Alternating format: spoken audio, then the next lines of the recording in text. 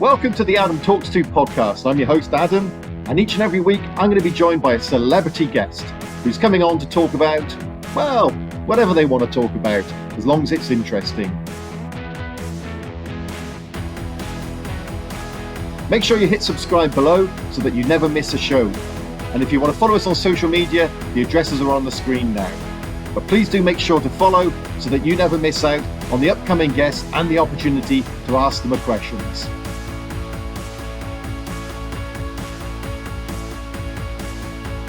All that leaves me to do is to hand over to our guests. Over to you.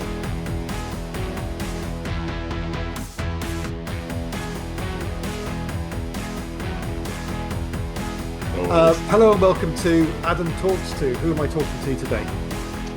The king of TNA, a TNA original, a Grand Slam champion, Frankie Kazarian. Frankie Kazarian. Now, for a lot of fans in the UK, TNA used to be the biggest wrestling show in the UK, and it's been going for, I'm trying to think now, close to 25 years, most probably a bit longer, but you are genuinely one of the all-time greats in the promotion.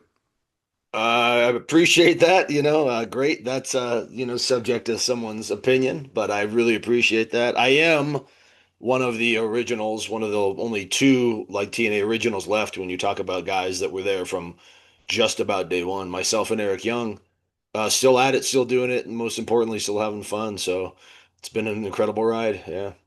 So I've been doing my research, and I think I worked it out 28 years in the industry now, something like that. Just past 28 this past March, hit year 28. Yes. I mean, that is a long time in Yeah. any job. And I certainly know that if I just fall over on my way out of the office on a day, I'm aching for days. How can you put your body through it for 28 years and still keep going? It's pro wrestling is a 24/7 job. People just see what we do in the ring for the 10, 15, 20, 25 minutes, but there's so much detail put into this when you talk about the diet and the nutrition and and the supplementation and the training, and just taking care of yourself physically and mentally. You have to do that to survive, certainly to survive 28 years. You have to be pretty well conditioned physically and mentally. So I've always taken my nutrition, my dieting, and my training, weight training, cardiovascular, everything very, very seriously. Even more so now as a man in his, later 40s, still keeping up with these kids that are in their early 20s. But that's, I think, really attributed to a lot of my longevity is just, you know, uh, working smarter, knowing my body, knowing what works, what doesn't, and always being conditioned, um, always being prepared, over prepared. It just, you have to do things like that at this stage. I look at guys like, certainly like my old tag team partner, Chris Daniels, who had a great run later into his, 50s, and Chris Jericho, and even guys like Tom Brady, who weren't just competing but excelling at this age. So, and I'm just trying to be an example for anyone that's still got some gas in the tank and still got something to prove. Obviously, you've been in the industry quite a long time, and your nutrition and your workout and those kind of things would have changed over the years. I'm sure 28 years ago, you're most probably eating Slim Jims and taking your vitamins and saying your prayers. But Yeah. what does a typical day for you look like now with regards to that nutrition, getting up, working out? Yeah.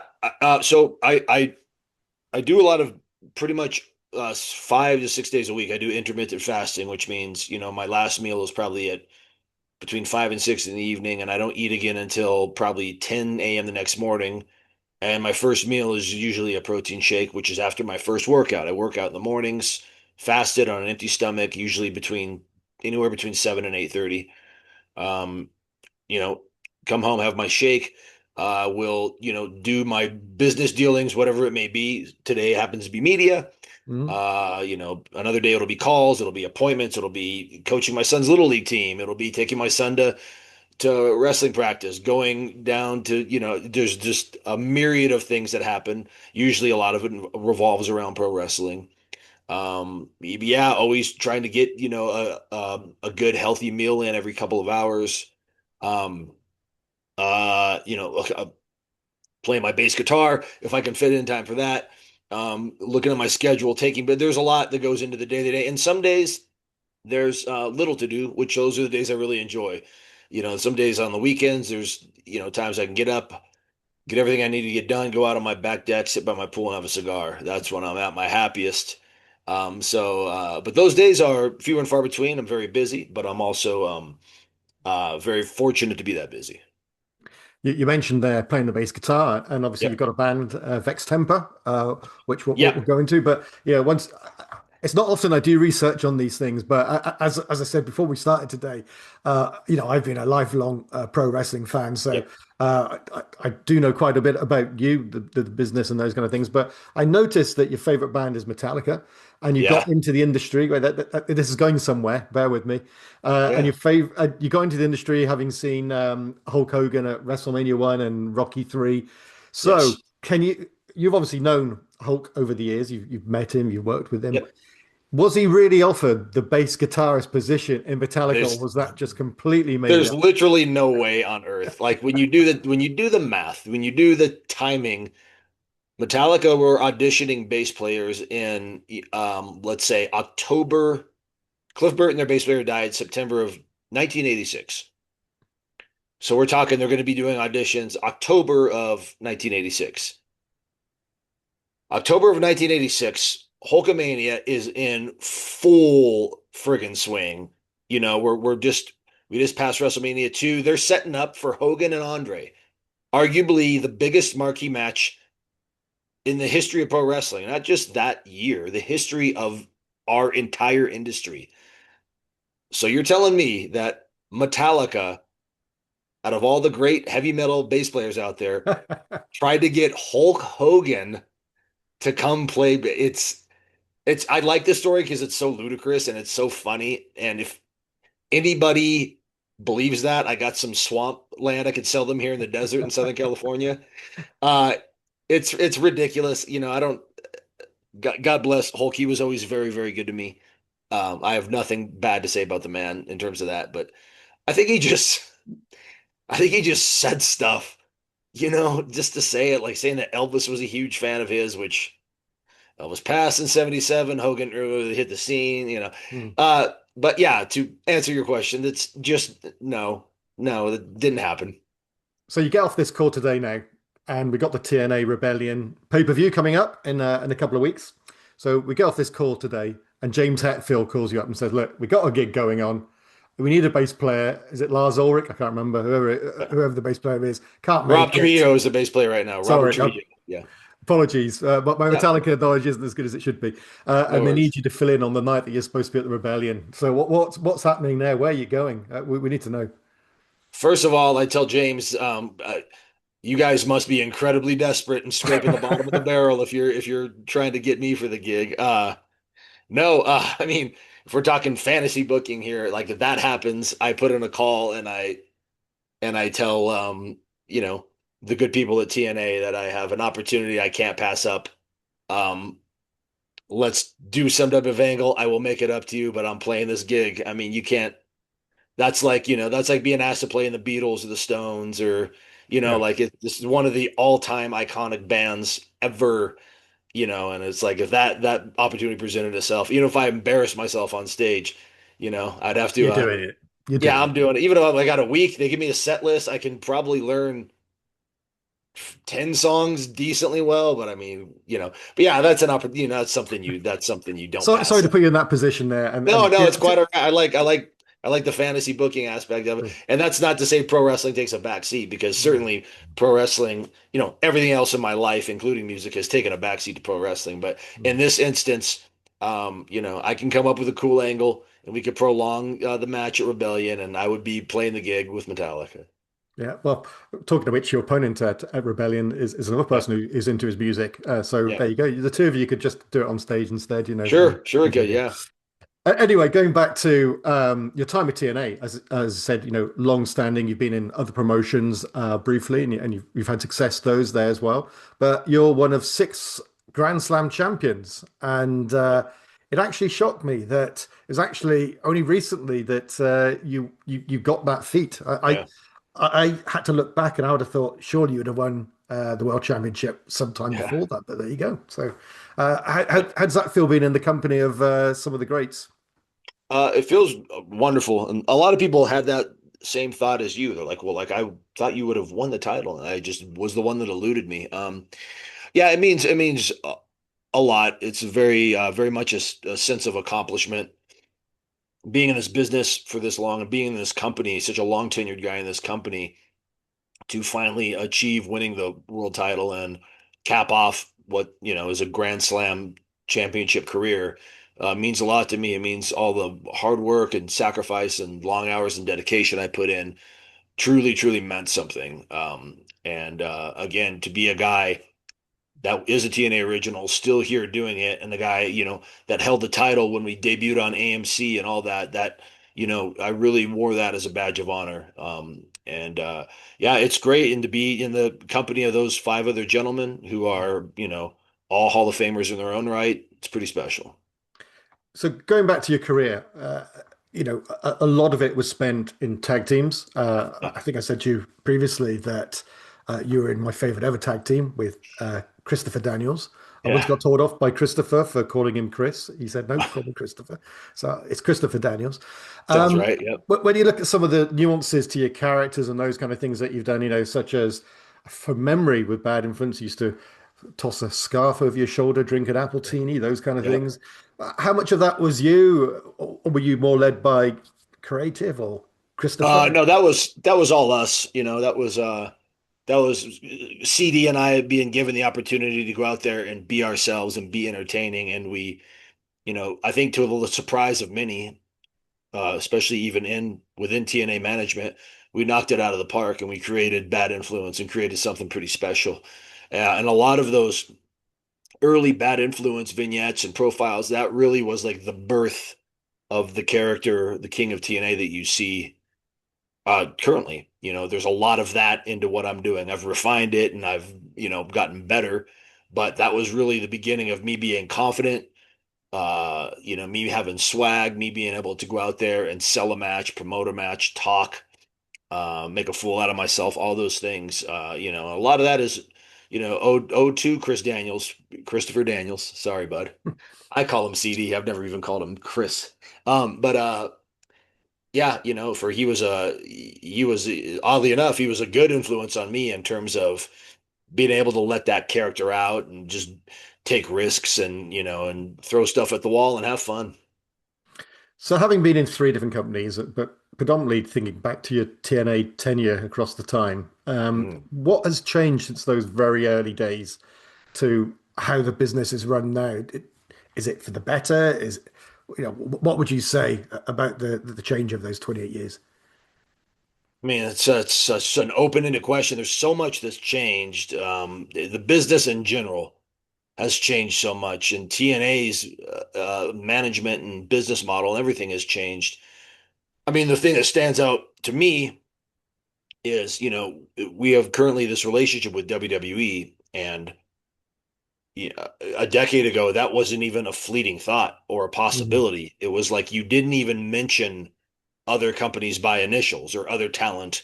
Mhm. That was very taboo. And now all of a sudden, we're living in a world where there's DC versus Marvel. And I always tell, fans and younger wrestlers to really appreciate it because this just did not happen back in the day. But the fact that that door is open, and we have this relationship, I think is very cool.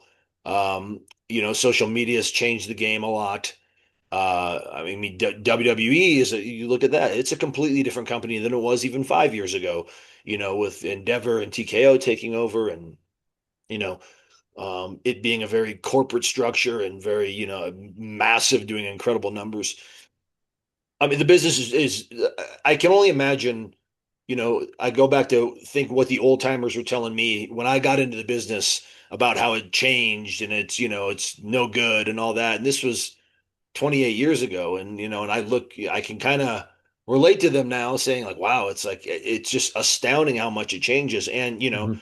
25 years from now, it's going to be even more different. But the fact that TNA has survived and the fact that we are now thriving and on AMC, which is a great network, and on the TNA Plus app, which is awesome.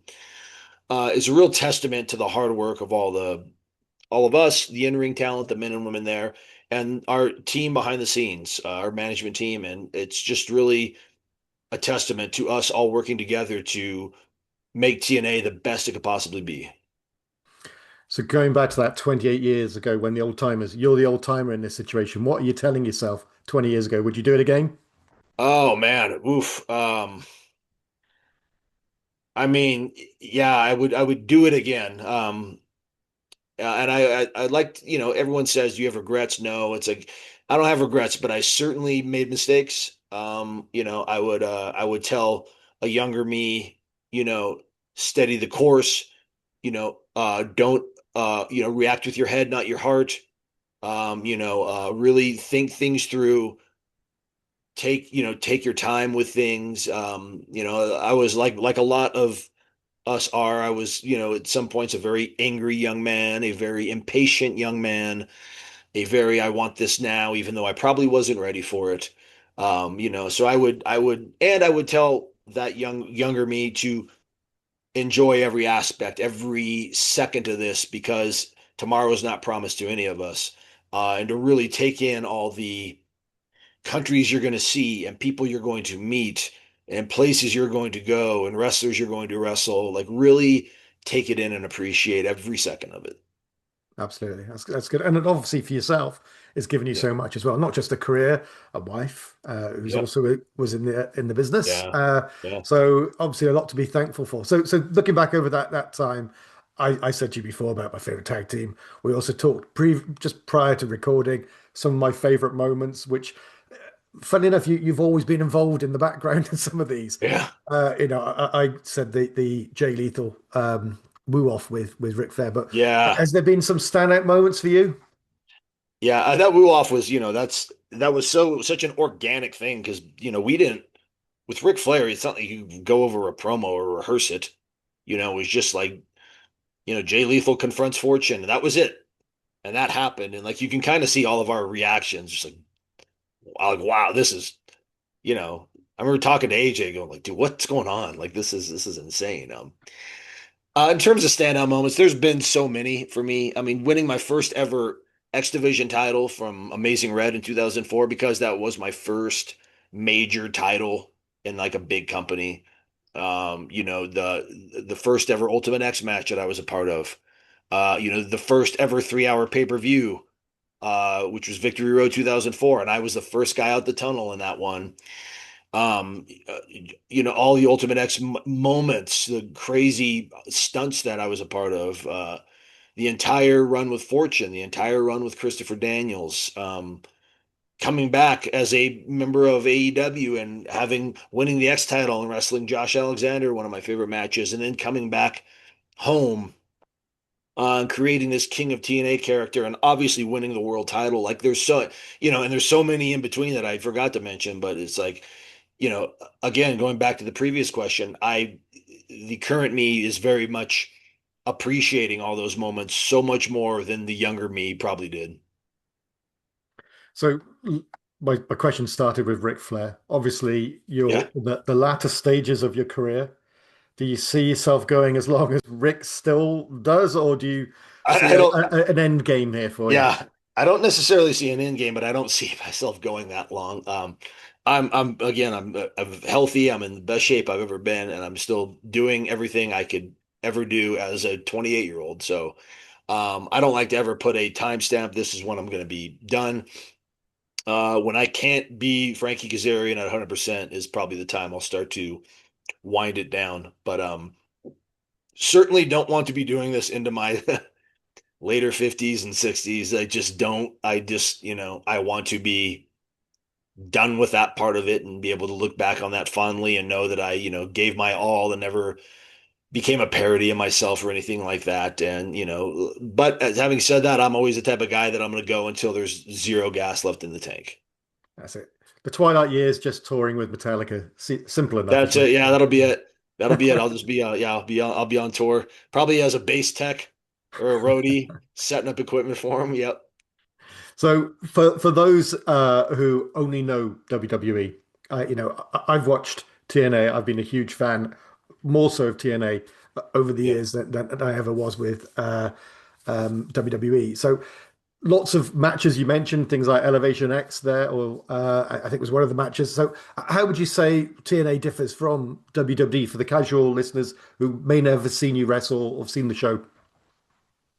I mean, it's a much more it's not as sanitized as a product, and I say that as a compliment to TNA. WWE is very well, first and foremost, their production is maybe the best in all of sports and entertainment. Like the production is top notch, and Mhm. everything is so streamlined and clean. And TNA's production is also very good, but we're also a little bit gritty and we're different, and we have things like the Ultimate X match, and we have things like the Monsters Ball, and we have competitors that not only survived but thrived outside of the WWE bubble, and we have the Knockouts division, which was really you know the pioneering force in what would later become the women's revolution. Our girls were killing it in 2007 when, there was kind of, pillow fights and lingerie fights on the other channel. So like we have so much of that going for us. And, TNA is really, for the last, almost 25 years, really just carved out our niche in the industry and, created something very special. Well, I know we've only got a few minutes left, so for me, I don't usually do these on my interviews, but I would like to thank you. I know it sounds strange, especially in America, you have "thank you for your service," but in this Yeah. instance, it's strange because I talk to a variety of different people in different celebrity kind of spheres, Yeah. but wrestling is a bit of a strange one because a lot of people see it as acting, but I know the physicality that it puts on you. So, I've certainly been entertained over the last 25 years of watching TNA. So thank you for that. But just final word for TNA Rebellion this week. Well, sorry, I say this week. In a couple of weeks' time, I know in the UK you can watch it on the TNA Plus app. Yeah. Any final thoughts on what's coming for you this week?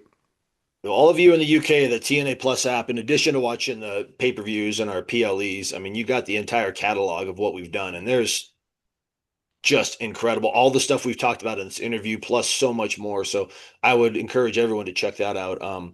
Yeah, look at this week, Rebellion, Cleveland, Ohio, fittingly the home of the Rock and Roll Hall of Fame, because you got two guys who dabble in music quite a bit, myself and Elijah, locking it up. He's the king of the six string. I'm the king of TNA. He plays acoustic guitar. I play bass. And we kind of it's all coming to a head this Sunday, and it's a fitting location, right there on the doorstep of the Rock and Roll Hall of Fame. And it's going to be a great match, and it's going to be a great card, top to bottom. Well, I'm certainly looking forward to seeing it. Frankie, thank you for your time today and My good pleasure. luck in the match. Thank you. Appreciate you. Thank you so much.